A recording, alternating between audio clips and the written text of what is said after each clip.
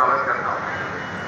12 अगस्त को हमारे प्रदेश अध्यक्ष जीतू पटवारी जी यहाँ आए और यहाँ निर्देशित करके गए थे, हम लोगों से ये वादा लेकर गए थे कि मैं 17 सितंबर को यहाँ फिर आऊँ और हमको उससे भी बढ़ चढ़कर कार्यक्रम चाहिए और हम सब ने उनको वादा किया।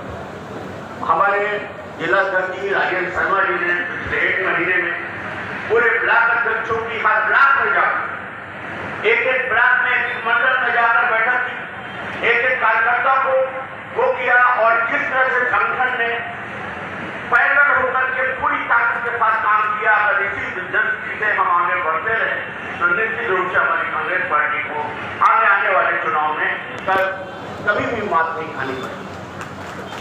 हमारे नेता रीवा के प्रति श्री श्रीनिवास तिवारी जी ने हमेशा स्वच्छता की राजनीति की। कभी उन्होंने जातिवाद नहीं किया, कभी उन्होंने जाति के अंदर जातिवाद नहीं किया, कभी दलगत राजनीति और इधर का जो आजकल का कल्चर है कि इधर कहेंगे उधर वोट देंगे, उधर कहेंगे इधर वोट देंगे, कभी किसी गरीब को प्रताड़ित नहीं किया, कभी किसी पे फर्जी मुकदमे नहीं करे। हमेशा न्याय की बात हुई और हमेशा योग्य लोगों को ही मानते हुए।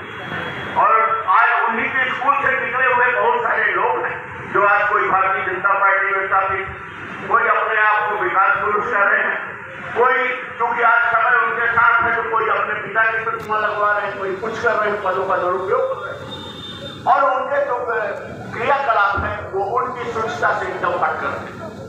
हमें इस बात का जरूर वो रहता है कि हमारे यहाँ जगदीश चंद्र जोशी जी जैसे लोग, लोहिया की विचारधारा की, लोहिया जी जैसे लोगों का वेंकट टाकिज में गुप्ता के स्टार में टाइम कटा लोग बताते हैं, हमें कभी इनकी भी सुधरी नहीं। बहरहाल हमारे लिए बहुत गौरव का क्षण है और इसके लिए मैं महापौर को बहुत बहुत धन्यवाद देता हूँ कि महापौर ने कुछ किया नहीं किया, सब लोग काम करते हैं पर ये शुभ काम। आज आप देखिए 20-25 वर्षों में भारतीय जनता पार्टी क्या कर रही है, लूटो लुटवाओ और शब्दों को जलपान करो। 25 साल पहले जब हमारे दिग्विजय सिंह जी की सरकार कर्ज लेने में शर्म महसूस करते, जनता को गिरवी रखकर पैसा लेने में एक लज्जत की प्रथा, क्या ये नहीं कर सकते थे कि प्रदेश को 4 लाख करोड़ के कर्ज में डुबो दो और चारों तरफ हरा हरा कर दो, लूटो लुटवाओ, पर नहीं। और उस समय काम के बदले अनाज योजना, ये भी कल्चर नहीं था कि सरकारी पैसे से वोट को खरीदो, चाहे पत्ते ही मिलने की नौकरी दो पर रोजगार दो। इनके समय में कभी शिक्षा कर्मी तो कभी सचिव तो कभी छोटे पद तो कभी वो, मूल रूप से तो रोजगार चाहिए ना, किसानों को तरक्की चाहिए ना। ये सड़क, ये एयरपोर्ट किस काम, कभी जीएसटी का नाटक, कभी नोटबंदी का नाटक, अभी जीएसटी का नाटक हुआ। मानता हूं कि व्यवसाय के लिए है पर अंतिम रूप से भारत देश किसानों का देश है, भारत की आत्मा गौरव यूनिवर्सिटी है, ये गांधी का देश है। यहाँ जो किसान है उसका कल्चर है खेती, चाहे कुछ नहीं हो लेकिन वो खेती छोड़ नहीं सकता। 70% आबादी गांवों में, उसको क्या फायदा, पर पता नहीं कैसा है जमाने के साथ तो हमको बहुत शिक्षित और लिटरेट हमारा दिमाग पहले से ज्यादा साफ हो गया होगा क्योंकि समय का सभ्यता का विकास है, पर इसके बावजूद भी हमारा वोट कैसे लूट लेते हैं इस बात पर आश्चर्य।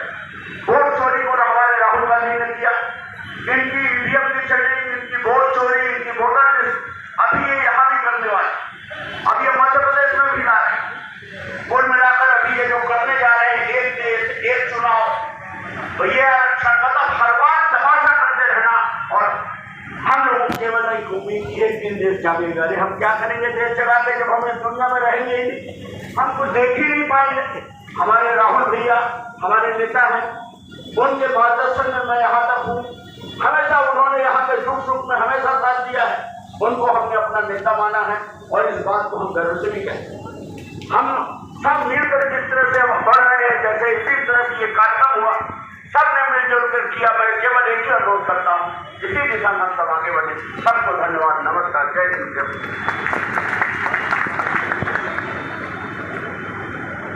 हमारी कांग्रेस पार्टी के एक पूर्व साथी जो थोड़ा सा भटकाव में भारतीय जनता पार्टी में चले गए थे,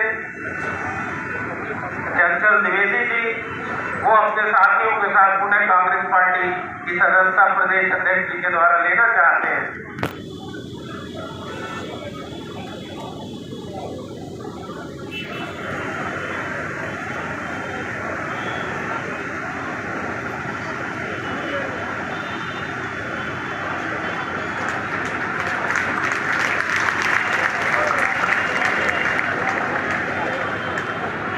बधाई आदरणीय चंचल जी आपको वापस आने की।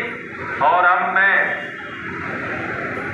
नीलम मिश्रा जी ने भी ये कहा है कि वो अपना समय अतिथियों को देना चाहती हैं, इसलिए अब मैं आमंत्रित करता हूँ मंच पे उपस्थित हमारे पूर्व मंत्री सम्मानित सईद अहमद जी को कि आए।